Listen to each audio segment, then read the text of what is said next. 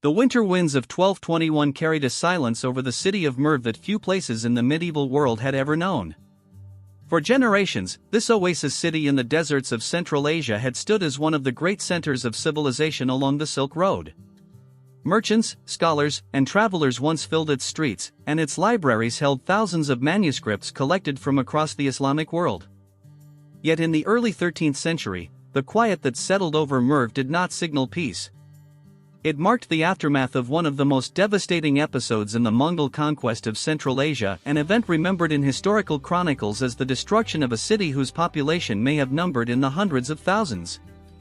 To understand how Merv reached that moment, the story begins decades earlier on the vast grasslands of the Mongolian steppe. In the late 12th century, a leader named Temujin rose among the nomadic tribes of the region. Through alliances, warfare, and political skill, he unified rival clans that had long competed for power. In 1206, he was proclaimed Genghis Khan, meaning universal ruler, and from that point forward the Mongol tribes were organized into a powerful military state. The Mongol army was unlike most forces that the settled kingdoms of Eurasia had encountered. Its core strength lay in mobility. Soldiers traveled on horseback, often maintaining several mounts so they could ride for long distances without exhaustion. Units were organized with strict discipline, and commanders relied on coordinated movements, speed, and intelligence gathered from scouts. Over time, the Mongols incorporated engineers and specialists from conquered territories, allowing them to conduct sieges against fortified cities that once seemed secure behind walls. During the early years of Genghis Khan's expansion, Mongol forces moved primarily eastward and northward, subduing neighboring tribes and confronting the Jin dynasty in northern China. But by the second decade of the 13th century, attention turned westward toward the wealthy lands of Central Asia, controlled by the Khwarazmian Empire. This empire stretched across much of modern-day Iran, Turkmenistan, Uzbekistan, and parts of Afghanistan. Its cities thrived on trade routes that linked the Mediterranean world to China.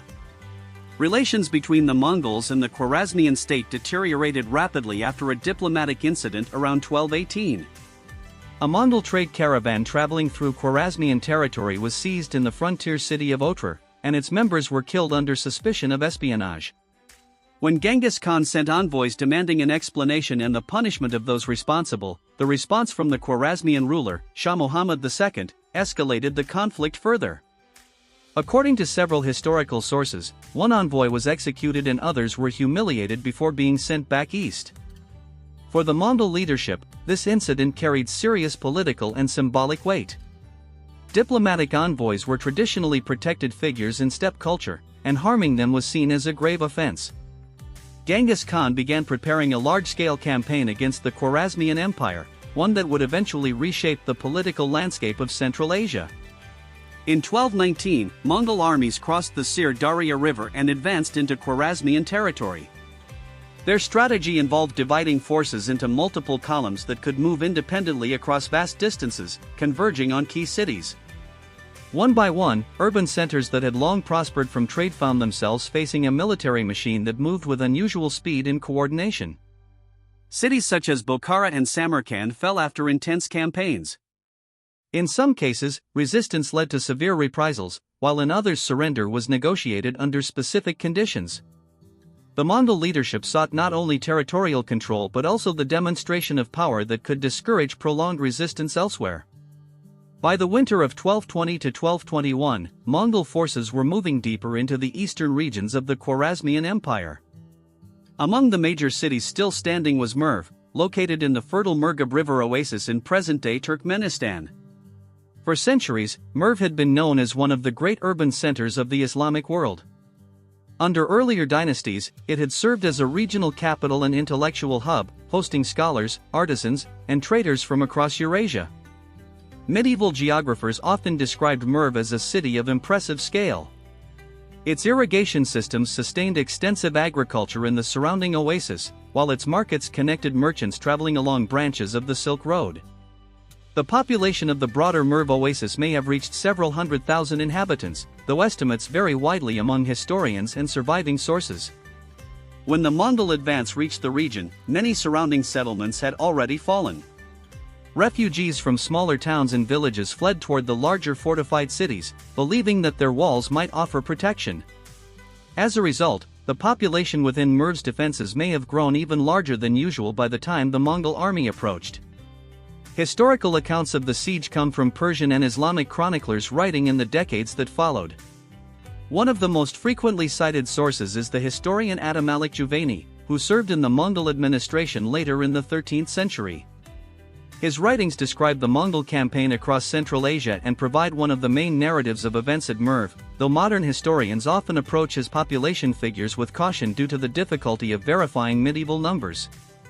According to these accounts, Mongol forces under the command of Talyui, a son of Genghis Khan, arrived near Merv in early 1221. The city's defenders faced a difficult choice. Some leaders advocated resistance, while others believed surrender might spare the population from destruction. After a period of deliberation and negotiation, the city ultimately opened its gates. The terms of surrender described in historical texts suggest that the inhabitants expected their lives to be spared in exchange for submission. However, the outcome that followed became one of the most widely discussed episodes of the Mongol conquest. Chronicles describe the population being gathered outside the city and organized into groups, after which large numbers of people were killed over the course of several days. The exact scale of the casualties remains a subject of historical debate. Some medieval writers recorded extraordinarily high figures, claiming that hundreds of thousands or even close to 1 million people perished. Modern historians often treat these numbers cautiously, noting that chroniclers sometimes used large symbolic figures to convey the magnitude of devastation rather than precise counts. Nonetheless, there is broad agreement that the destruction of Merv resulted in a catastrophic loss of life and the collapse of one of Central Asia's most significant urban centers. In addition to the human toll, the city itself suffered extensive damage. Irrigation systems that supported agriculture in the oasis were disrupted, and many buildings were destroyed or abandoned. Libraries, schools, and markets that had once made Merv an intellectual and commercial hub were left silent. The fall of Merv was not an isolated event. Across the region, other cities faced similar campaigns as Mongol armies pursued the remnants of the Khwarazmian leadership. The empire that had once controlled much of Central Asia rapidly disintegrated. Shah Muhammad II fled westward but died during the campaign, leaving resistance fragmented and disorganized. For the Mongols, these victories opened the way for further expansion. Within a few years, their forces had moved into Persia, the Caucasus, and parts of Eastern Europe. The campaigns demonstrated that the Mongol military system could overcome both nomadic rivals and large sedentary states.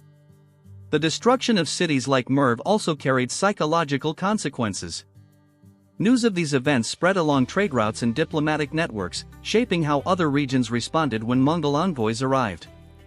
In some cases, cities chose to surrender quickly in hopes of avoiding similar devastation. In others, resistance continued, leading to additional conflicts. Over the long term, the Mongol conquests reshaped Eurasian history in complex ways. While the early campaigns brought enormous disruption, later periods under Mongol rule also saw the re-establishment of trade networks across vast territories.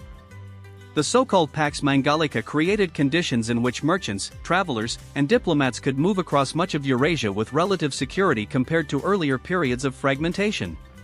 For Central Asia, however, the impact of the early conquests was particularly severe. Several cities that had once been centers of learning and commerce struggled to recover. Merv, despite limited later resettlement, never regained the prominence it held before the 13th century. Over time, shifting trade routes and environmental changes further reduced the importance of the oasis. Archaeological work in the region today reveals the remains of multiple layers of settlement spanning centuries. The ruins of ancient walls, mosques, and residential districts stretch across the desert landscape, offering evidence of a city that once played a major role in the cultural and economic life of Central Asia. Historians studying the Mongol conquests continue to examine both written sources and archaeological findings to better understand what occurred during these campaigns. Questions about population numbers, the reliability of medieval chronicles, and the precise sequence of events remain subjects of ongoing research. Yet even with these uncertainties, the fall of Merv stands as one of the most striking examples of how quickly a thriving urban center could disappear during the turbulent transitions of the medieval world. In the centuries before the Mongol invasion, Merv had served as a crossroads where ideas, goods, and cultures met along the Silk Road.